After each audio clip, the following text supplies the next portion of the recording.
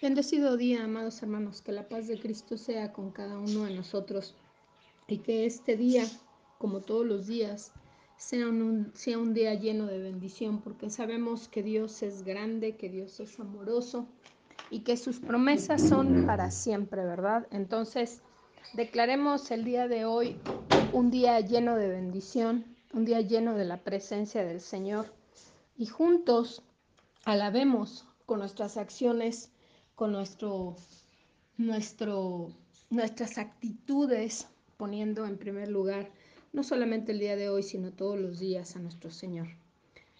Vamos a hacer una oración. Hoy tengo ese gran privilegio y siempre lo voy a decir, es un privilegio el que podamos conocer a Cristo, es un privilegio el que Él habite en nuestro corazón, es un privilegio que aún en medio de nuestras áreas de oportunidad, el Señor se plazca hasta el día de hoy en mantenernos con vida aquí en esta tierra, el que su Espíritu Santo habite en nosotros y que nos permita, ¿verdad?, tener ese privilegio de poder compartir su palabra, esa palabra de salvación. Padre, en el nombre de Jesús, venimos delante de tu presencia dándote la honra, la gloria, la alabanza, la majestad y el reconocimiento. Dándote gracias por lo que nos diste ayer, por lo de hoy y por lo hermoso que tienes para el día de mañana en la vida de cada uno de nosotros. Te pedimos perdón, Señor, por todas esas cosas que sabemos que a ti no te agradan y que estamos batallando, Señor. Perdónanos y ayúdanos porque separados de ti no podemos hacer absolutamente nada. Nos cubrimos con la sangre de Cristo de la cabeza a los pies, declarando tu palabra en nuestra vida, cubriendo, Señor, a nuestra familia desde el más grande hasta el más pequeño, pidiéndote, Señor, que tu perdón descienda sobre nuestras vidas y dándote gracias, porque por fe recibimos, Señor, y declaramos que somos gente transformada a través de tu palabra. Te pedimos, bendito Dios, en el nombre de Jesús, que esta palabra que se ha de dar el día de hoy sea una palabra llena de bendición. Sabemos que lo es porque tu palabra no regresa vacía, tu palabra va cargada de poder y de presencia de tu Santo Espíritu. Te pedimos, Padre, en el nombre de Jesús, que pongas oídos atentos y ese querer como el hacer, Señor, de recibir tu palabra. Que esta palabra nos cambie, nos transforme, nos confronte, Señor, y que podamos ser esas personas en las cuales tú tienes depositada toda tu visión. Personas llenas de ti, personas que pueden superar las adversidades y que podemos salir con autoridad en el nombre de Jesús a compartir a través de nuestro testimonio y de tu palabra, Señor, compartirle al mundo que tú eres real y que estás vivo. Todo esto, Señor, te lo pedimos y te lo agradecemos en el nombre maravilloso de Cristo Jesús. Amén y amén. Estaba escuchando y viendo una predicación de un pastor eh, por televisión y me llamó mucho la atención todo lo que él estaba comentando, perdón, acerca de una palabra que Dios le dio. Y, y yo sentí en mi corazón algo muy poderoso a través de esa palabra. Él hablaba acerca de cuál es nuestra reacción cuando Dios nos habla en una forma muy, muy clara en nuestra vida. Cuando Dios nos confronta, cuando Dios nos exhorta a través de la palabra, a través de una enseñanza, a través de la lectura que nosotros mismos podemos tener de la palabra en nuestro devocional, al escuchar una predicación en la radio, en la televisión, o por qué no, hasta en la propia congregación en donde nos estamos congregando o donde Dios nos envió a congregarnos. Y me llamó mucho la atención varias cosas que él mencionaba y que creo en el nombre de Jesús que fueron inspiradas y llevadas a través del Espíritu Santo de Dios. Y yo tomé nota de varias cosas que aprendí a través de esa palabra y es lo que hoy quiero compartir con cada uno de ustedes y que deseo en mi corazón que sea de gran edificación como lo ha sido para mi vida. Muchas veces estamos cargados de una palabra que se llama es que yo.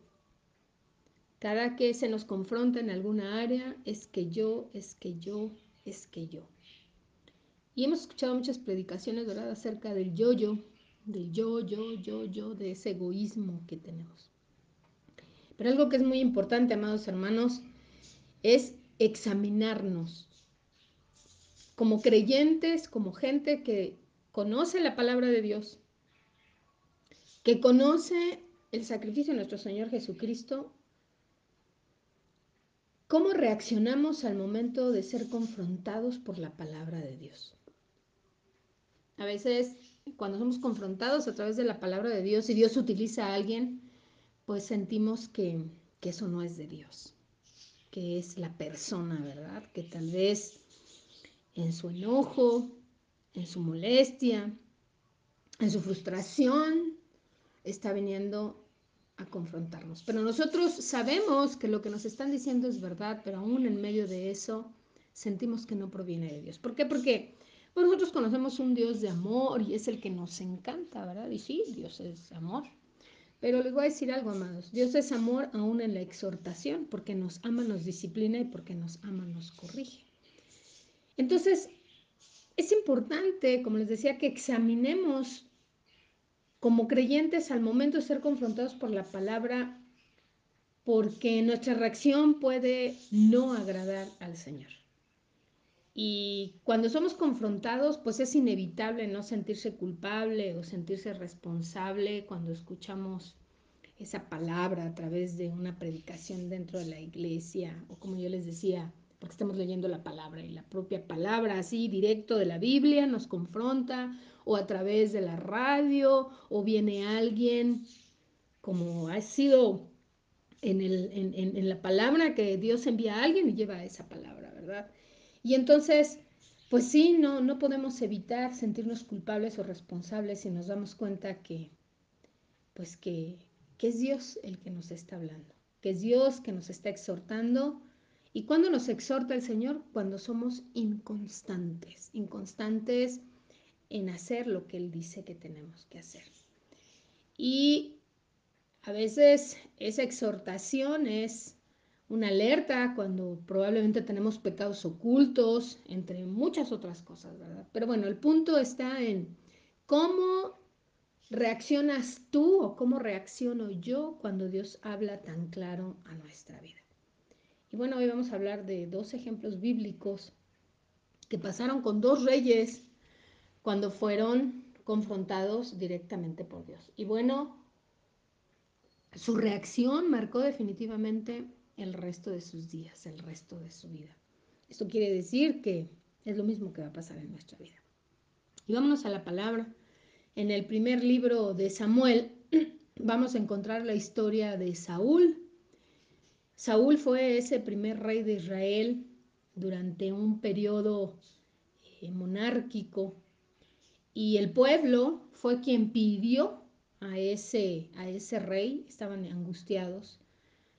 Ellos estaban siendo muy atacados, tenían mucha opresión por los filisteos. Pero algo muy curioso, el pueblo de Israel pide a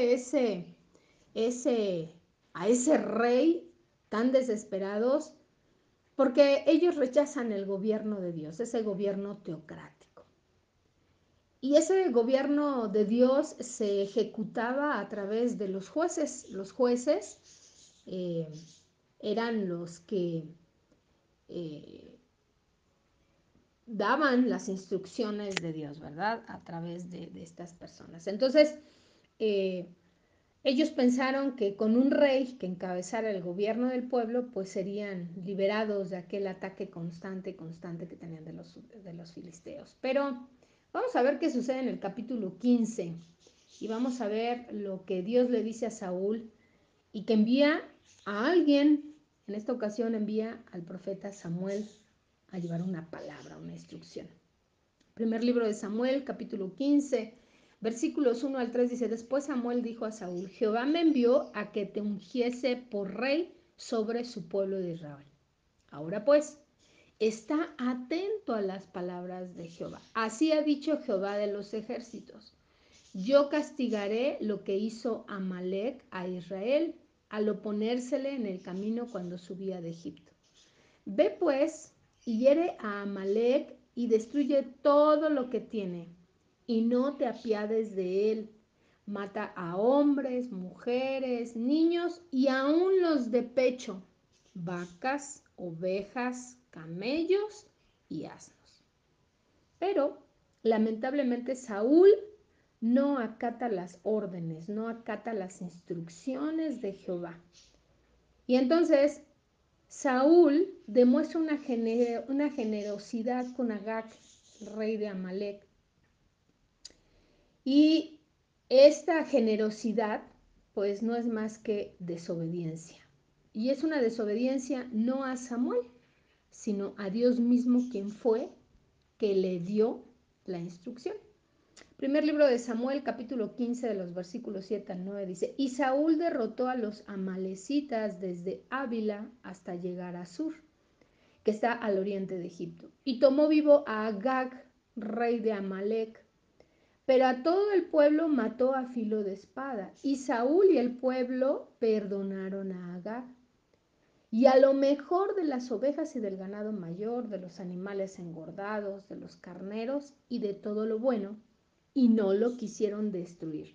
Mas todo lo que era vil y despreciable, dice la palabra que sí lo destruyeron.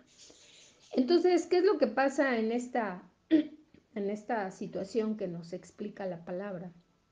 Samuel el profeta va y confronta a Saúl por no seguir las instrucciones de Jehová, pero vemos una actitud de Saúl que quería justificarse. Y Saúl quiere justificarse al decirle que pues que él no desobedeció a Jehová, solamente pues que perdonó al rey Agag y trajo lo mejor de las ovejas y de las vacas, pues para ofrecerlas en sacrificio a Dios.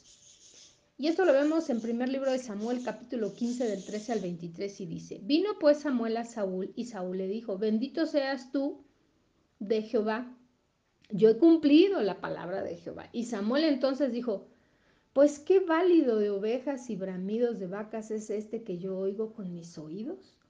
Y Saúl respondió: De Amalek los han traído, porque el pueblo perdonó lo mejor de las ovejas y de las vacas para sacrificarlas a Jehová tu Dios, pero lo demás lo destruimos. Entonces dijo Samuel a Saúl: Déjame declararte lo que Jehová me ha dicho esta noche.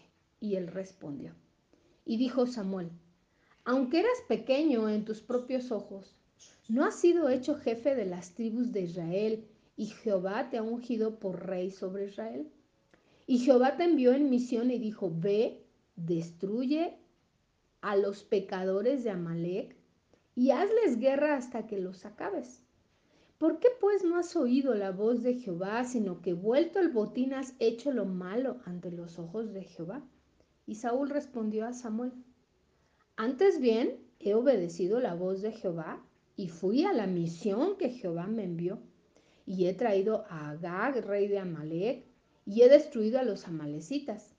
Mas el pueblo tomó del botín ovejas y vacas, las primicias de anatema, para ofrecer sacrificio a Jehová tu Dios en Gilgal. Y Samuel dijo: ¿Se complace Jehová tanto en los holocaustos y víctimas como en que se obedezcan a las palabras de Jehová? Ciertamente, el obedecer es mejor que los sacrificios, y el prestar atención que la grosura de los carneros. Porque como pecado de adivinación es la rebelión, y como ídolos e idolatría la obstinación. Por cuanto tú desechaste la palabra de Jehová, él también te ha desechado para que no seas rey. Entonces, a pesar de todo esto, pues vemos que Saúl no manifiesta un genuino arrepentimiento. Su preocupación quizás era la consecuencia que sus acciones, que su mala decisión, que su desobediencia iba a generar.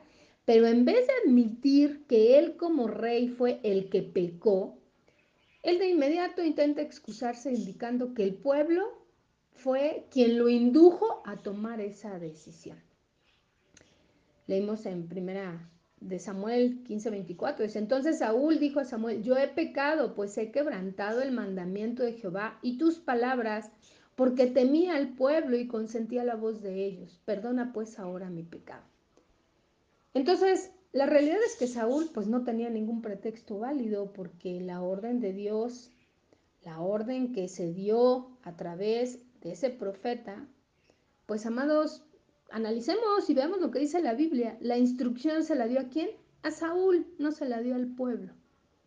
Primer libro de Samuel 15, 2 al 3 dice, después Samuel dijo a Saúl, Jehová me envió a que te ungiese por rey sobre su pueblo Israel. Ahora pues, está atento a las palabras de Jehová. Así ha dicho Jehová de los ejércitos. Yo castigaré lo que hizo Amalec a Israel al oponerse en el camino cuando subía de Egipto. Ve pues y hiere a Amalec y destruye todo lo que tiene y no te apiades de él. Mata hombres, mujeres, niños y aún los de pecho, vacas, ovejas, camellos y asnos. Pero vemos que este Saúl, pues de inmediato se escuda, ¿no? Eso nos recuerda a Adán y a Eva, ¿verdad? Excusándose, buscando esas excusas. Y ahí es en donde se viene esa palabra. Es que yo escuché al pueblo. Es que yo escuché a Eva. Y ese tipo de excusas, la gran mayoría de nosotros las utilizamos. Es que yo pensé, es que yo no tenía una mala intención, es que yo escuché a mi esposo, escuché a mi esposa, es que yo sentí. Y bueno, pues esto se reduce simplemente a una rebeldía, a una desobediencia. Una desobediencia a una instrucción directa que se le estaba dando al rey Saúl. Y vamos a ver qué consecuencias trajo. Ahí mismo en el primer libro de Samuel, en el capítulo 15, de los versículos 26 al 29, dice, y Samuel respondió a Saúl, no volveré contigo porque desechaste la palabra de Jehová y Jehová te ha desechado para que no seas rey sobre Israel. Y volviéndose Samuel para irse, él se asió de la punta de su manto y éste se rasgó. Entonces Samuel le dijo, Jehová ha rasgado hoy de ti el reino de Israel y lo ha dado a un prójimo tuyo mejor que tú. Además, el que es la gloria de Israel no mentirá ni se arrepentirá porque no es hombre para que se arrepienta. Ahí vemos ese primer ejemplo, ¿verdad?, del rey Saúl en cuanto a pues, las excusas y la desobediencia. Otro ejemplo que tenemos pues es de David, el segundo rey de Israel. Y esto lo vamos a encontrar en el segundo libro de Samuel, en el capítulo 11. Es una historia, es algo que muchos y la gran mayoría lo hemos leído. Y vemos cómo David es el que viene a ser el sucesor de Saúl tras su muerte, y el reino de David duró 40 años. Y podemos ver que era un hombre temeroso de Dios porque teniendo ocasiones de exterminar a Saúl, pues vemos cómo en la palabra se nos relata que le perdona la vida en 2 ocasiones. Y cuando él fue rey, pues conquista la fortaleza de Jerusalén, y esta fortaleza pues aún se hallaba en manos de los jebuseos. Y bueno, él obtuvo muchos triunfos. ¿Y saben por qué? Porque él seguía las instrucciones de Jehová, él seguía las instrucciones de Dios. Sin embargo, hay una situación que sucede con David en donde tenemos que ver cómo fue la reacción de David, y vamos a ver que y vamos a poder hacer esa comparativa entre David y Saúl. Y nosotros sabemos que pues no era común que David se quedara en casa cuando estaban en momentos de guerra, pero sucedió que se había quedado. Segundo libro de Samuel 5:2 dice, y aún antes de ahora, cuando Saúl reinaba sobre nosotros, eras tú quien sacabas a Israel a la guerra y lo volvías a traer. Además, Jehová te ha dicho, tú apacentarás a mi pueblo Israel y tú serás príncipe sobre Israel. Ahí mismo en el segundo libro de Samuel, capítulo 8 del el versículo 1 en adelante, pero vamos a leer específicamente el 14, dice, y puso guarnición en Edom, por todo Edom puso guarnición, y todos los edomitas fueron siervos de David, y Jehová dio la victoria a David por donde quiera que fuese. Entonces, aquí vemos cómo se relata y se documenta que David no era alguien que se quedara en momentos de guerra a descansar, ¿no? Él siempre estaba al frente de la guerra. Y vemos aquí cómo tuvo un tiempo de ocio y en ese tiempo de ocio es cuando viene y descuida su espiritualidad. Y bueno, ¿cuántos de nosotros luego no tenemos tiempo de ocio? Y dicen que el ocio es el peor enemigo del hombre, ¿verdad? Porque nos hace descuidarnos y podemos caer. Pues bueno, eso fue lo que le pasó a David. Se descuidó espiritualmente y viene una tentación. Segundo libro de Samuel, capítulo 11, versículo 2, dice, y sucedió un día, al caer la tarde, que se levantó David de su lecho, ojo, al caer la tarde era que se estaba levantando, dice, y se paseaba sobre el terrado de la casa real, y vio desde el terrado una mujer que se estaba bañando, la cual era muy hermosa. Muy bien. En tiempos de guerra, pues no había hombres dentro del pueblo. Entonces, pues a Betsabé pues, no se le ocurrió cerrar las ventanas, ni mucho menos para bañarse, porque pues no había hombres, no había quien la pudiera ver, ¿verdad? Pero híjole, había uno ocioso por ahí. Entonces, David tenía dos opciones. Una era escapar del pecado, porque si leemos todo lo que dice la palabra, pues él manda a investigar quién es esa mujer. Y a quien manda a investigar, pues le dicen, pues es que se llama Betsabé y es una mujer casada. Y resulta que su esposo es Urías, Eteo, ese que está en la guerra, alguien que es muy bueno en la guerra. Sin embargo, a David no le importa nada de eso y él se acuesta con ella. Y ella queda embarazada. ¿Y qué es lo que hace David? Pues empieza a idear un plan para librarse de las consecuencias.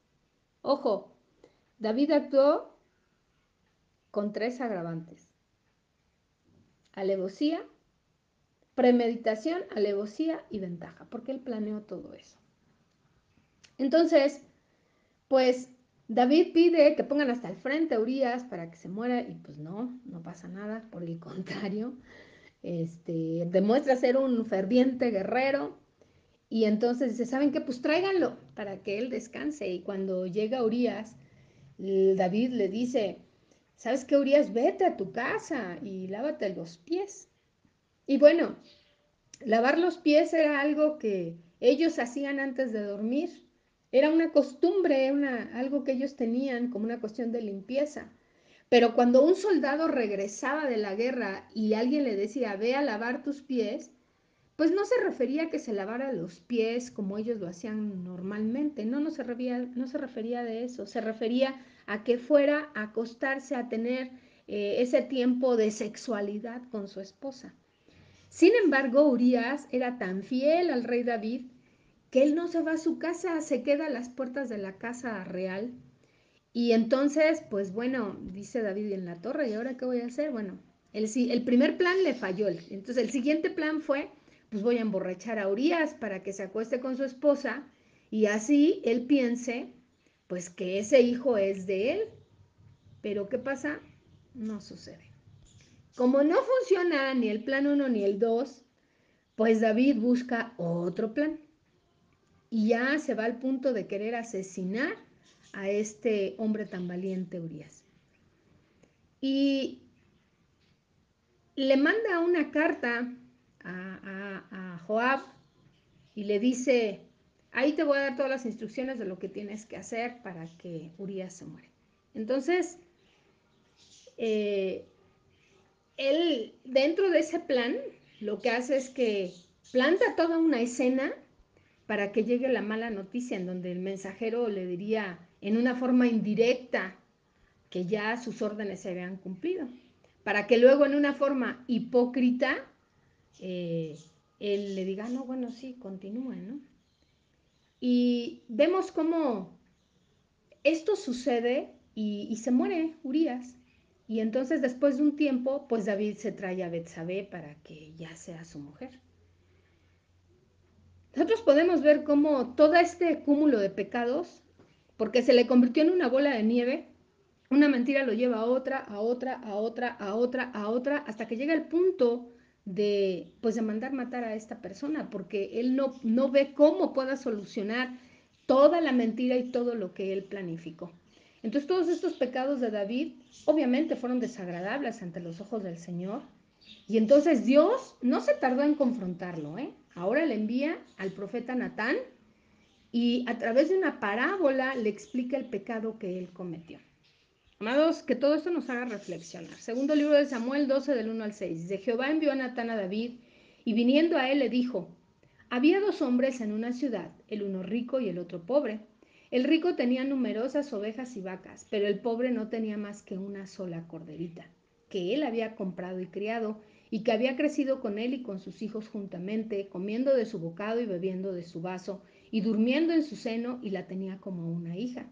Y vino uno de camino al hombre rico, y éste no quiso tomar de sus ovejas y de sus vacas para guisar para el caminante que había venido a él, sino que tomó la oveja de aquel hombre pobre y la preparó para aquel que había venido a él. Entonces se encendió el furor de David en gran manera contra aquel hombre y dijo a Natán, vive Jehová, que el que tal hizo es digno de muerte y debe pagar la cordera con 4 tantos porque hizo tal cosa y no tuvo misericordia.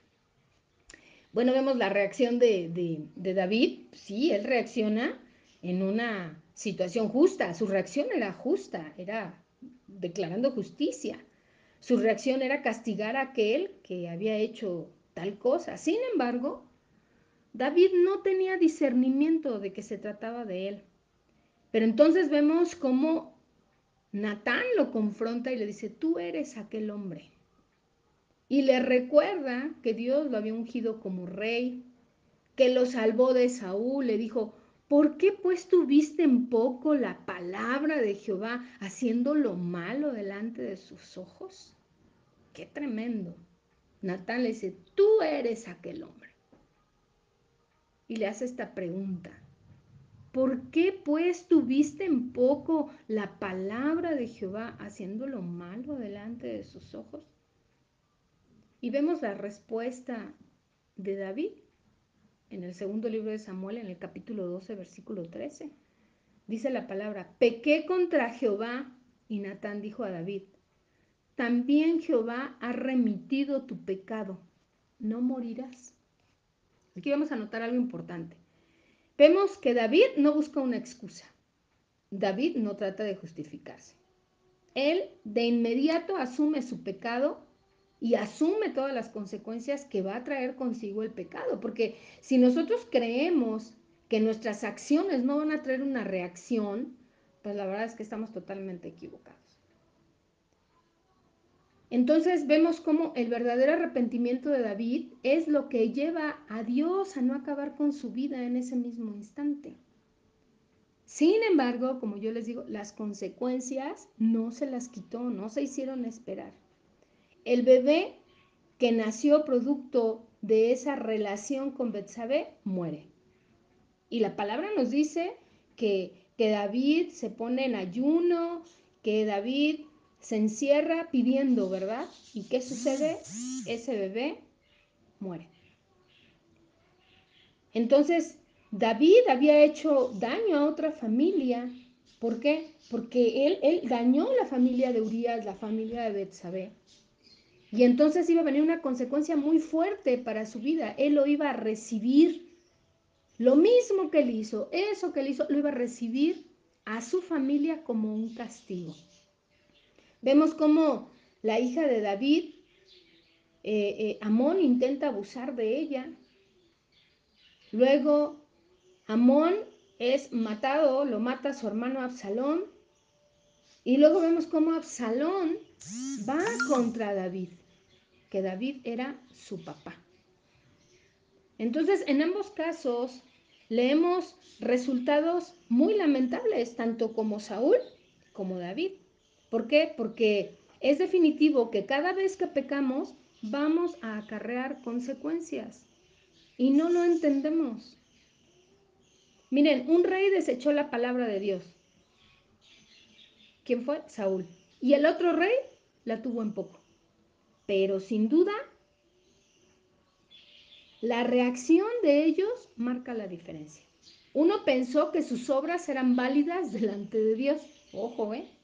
Saúl pensó que sus obras eran válidas delante de Dios. teniendo una responsabilidad tan grande como lo era ser rey. ¿Qué fue lo que él hizo? A él quiso culpar al pueblo. ¿Cuántos el día de hoy no buscamos echarle la culpa a otros por los pecados que cometemos? Es que la culpa la tiene la televisión, la culpa la tienen las mujeres que salen semidesnudas a la calle, la culpa la tiene el internet, el periódico, el trabajo, los amigos. Es que tenía necesidad económica.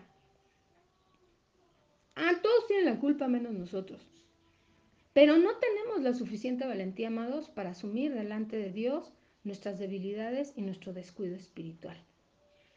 Al contrario, nos molestamos o nos incomodamos porque la palabra de Dios sea tan directa. Es que es muy duro, es muy dura la persona que vino y me lo dijo.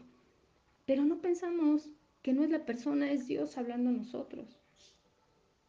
Pero la verdad es que no tomamos decisiones definitivas que nos lleven a agradar a Dios. Saúl no tuvo un genuino arrepentimiento. Ese es el desenlace final de Saúl. Y ese es el desenlace final de todos los que pecan, pero quieren que Dios los comprenda. De todos los que pecan o pecamos, pero buscamos un pretexto para seguir en esos malos caminos. ¿Cuál es el destino final? Pues, Dios no se va a agradar de eso. Hay algunos que pueden decir, bueno, sí, yo sé lo que dice la Biblia, pero es que no sabes lo que yo estaba pasando. Yo conozco lo que dice la Biblia, sí, yo sé lo que, pero pues mejor que digan, la verdad es que a mí me gusta el pecado, yo sé lo que dice la Biblia y es real, pero la verdad es que yo no quiero cambiar. Entonces vemos esa actitud de Saúl. Ahora, los pecados de David, pues son muy comunes en nuestra generación, que, que la verdad es que fue un plan súper malvado, que la verdad no parecía un rey, no parecía alguien temeroso de Dios, de alguien que tenía en poco la palabra de Dios. Pues fue un gran descuido espiritual lo que llevó a cometer actos tan terribles a David. Y eso puede sucedernos a cualquiera de nosotros. Y la Biblia registra que David eh, tenía sus cosas buenas como cosas malas. La Biblia lo resalta como el hombre conforme al corazón de Dios. Y fue conforme al corazón de Dios porque fue sensible a la reprensión por parte de Dios. Él buscaba siempre que Dios lo examinara. Él no tuvo excusas, hermanos. Esa es la diferencia entre Saúl y David. Saúl se llenó de excusas. David dijo, sí. David hizo todo un plan malvado, maquiavélico. Pero él, cuando es confrontado, él lo acepta. Dice, sí, pequé. Y vemos cómo a través de los salmos, él muestra ese querer ser examinado por Dios. Salmo 139, 23 y 24 dice, examíname, oh Dios, y conoce mi corazón, pruébame y conoce mis pensamientos, y ve si hay en mí camino de perversidad, y guíame en el camino eterno. Allí mismo en Salmo 139, 8, 12, él sabía que no podía esconderse de Dios. Dice, si subiera a los cielos, ahí estás tú. Y si en el Seol hiciera mi estrado, he aquí, ahí estás tú.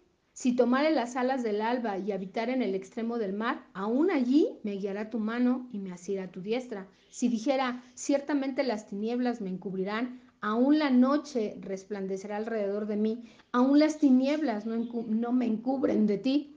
Y la noche resplandece como el día, lo mismo te son las tinieblas que la luz. Quiere decir que él estaba en todas partes.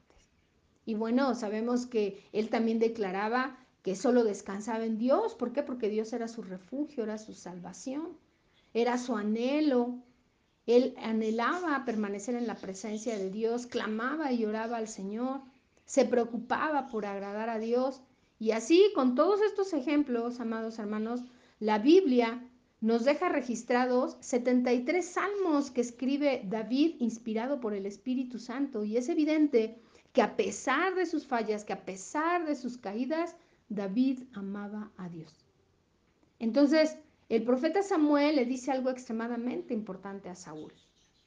Primer libro de Samuel, capítulo 15, versículo 22. Se complace Jehová tanto en los holocaustos y víctimas como en que se obedezca las palabras de Jehová.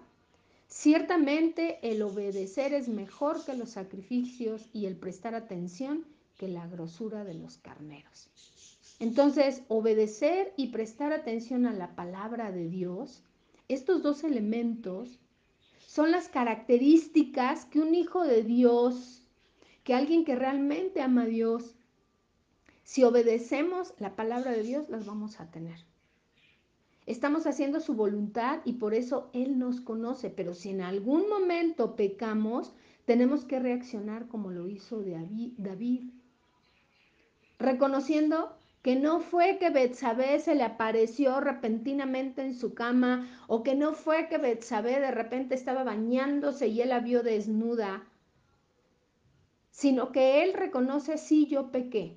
¿Qué fue lo que hizo? Él planificó todo, él planificó acostarse con Betsabé, él planificó matar a Urías, él planificó antes de matarlo ver la forma de que él tuviera relaciones con su esposa. ¿Para qué? Para encubrir su pecado. Entonces, tenemos que ser sensibles a la reprensión de nuestro Señor, porque no podemos acostumbrarnos al pecado, amados. Aún los grandes hombres de Dios, Elías, Moisés, Pablo, pues tuvieron muchas debilidades y pecaron, pero no vivían justificándose ni excusándose por el tiempo en que vivieron o por quienes los rodeaban. Ojalá, amados hermanos, que todos los que componemos el cuerpo de Cristo en este siglo y en los siglos que vienen por delante, dejemos de inventar tantas excusas y en vez de debatir el pecado, pues mejor reconozcamos el mal que hemos hecho, que con temor, con sumisión y con reverencia vayamos delante de la presencia de aquel que es justo para perdonar nuestros pecados, y que nos esforcemos por ser hombres y mujeres conforme al corazón de Dios. Y yo termino con este versículo. Primera de Juan, capítulo 2, versículo 1. Hijitos míos, estas cosas os escribo para que no pequéis. Y si alguno hubiere pecado, abogado tenemos para con el Padre, a Jesucristo el justo. Padre bendito, gracias por tu palabra. Gracias, Señor, porque como siempre, tú tomas cuidado y pones un cerco de protección alrededor nuestro, al hablarnos a través de tu palabra, al advertirnos, Señor, y al anticiparnos. Si alguno no ha caído, Padre, dice tu palabra, que aquel que se crea firme se cuide de no caer. Padre, perdónanos si hemos sido no atentos a lo que tú nos hablas, si no hemos seguido tus instrucciones, si hemos hecho lo que nosotros queremos.